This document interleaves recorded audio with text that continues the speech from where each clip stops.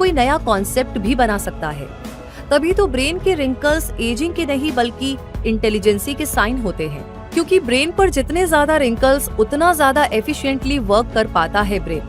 क्योंकि रिंकल्स और इनके साथ मौजूद फोल्ड्स की बदौलत ब्रेन का सरफेस एरिया इंक्रीज हो जाता है, जिससे ज्यादा न्यूरॉन्स ब्रेन में आ पाते हैं। और ज्यादा न्यूरॉन का मतलब हुआ ब्रेन की ज्यादा अच्छी परफॉर्मेंस। यानी ब्रेन के मामले में हम कह सकते हैं कि रिंकल्स अच्छे हैं, और इसका मतलब तो जिसके ब्रेन में ज्यादा रिंकल्स और फोल्ड्स वो ज्यादा इंटेलिजेंट। अरे हाँ, और शायद इसी वजह से सबका इंटेलिजेंस लेवल अलग अलग होता है। और क्योंकि ब्रेन की एक्टिविटी सबके अंदर अलग अलग हो सकती है, इसलिए ये भी माना जाने लगा है कि ये ब्रेन एक्टिविटी बिल्कुल हमारी फिंगरप्रिंट जैसी हो सकती है। अब आइए आगे बढ़ते हैं सफर में और बात करते हैं न्यूरॉन्स के बारे में।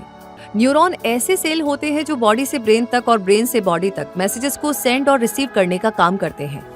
इनका नेटवर्क इतना बड़ा होता है कि ब्रेन में ही बिलियंस न्यूरॉन्स पाए जाते हैं। मतलब कहना पड़ेगा गजब का न्यूरॉन नेटवर्क है ब्रेन में। वैसे अगर इस रिंकल्स वाले ब्रेन को हम टच करें तो ये कैसा लगेगा, हार्ड या सॉफ्ट? तो ये लगेगा बहुत सॉफ्ट, बिल्कुल जेली जैसा। तो फिर इतने सॉफ्ट ब्रेन को संभालना तो मुश्किल होता है। हाँ बिल्कुल, तभी तो ब्रेन स्कल में यानी खोपड़ी में रहता है, जो इसे पूरा प्रोटेक्शन देती है। और ब्रेन के चारों तरफ सेरिब्रोस्पाइनल फ्लूइड भी तो है, जो इसे शॉक्स और इंजरी से बचाता है। ब्रेन की शेप की अगर बात की जाए तो ये वॉलनट जैसा दिखाई देता है, यानी अखरोट जैसा। वो ऐसे कि ब्रेन के अंदर 60% फैट है, यानी ब्रेन का 60% पार्ट फैट से बना है, और इसीलिए ये बॉडी का फैटीएस्ट ऑर्गन कहलाता है। और बाकी का 40% पार्ट वाटर, प्रोटीन, कार्बोहाइड्रेट्स और सॉल्ट का कॉम्बिनेशन है। अब आप फिक्र करने लगे कि अरे ब्रेन में इतना फैट होना तो अच्छी बात नहीं है।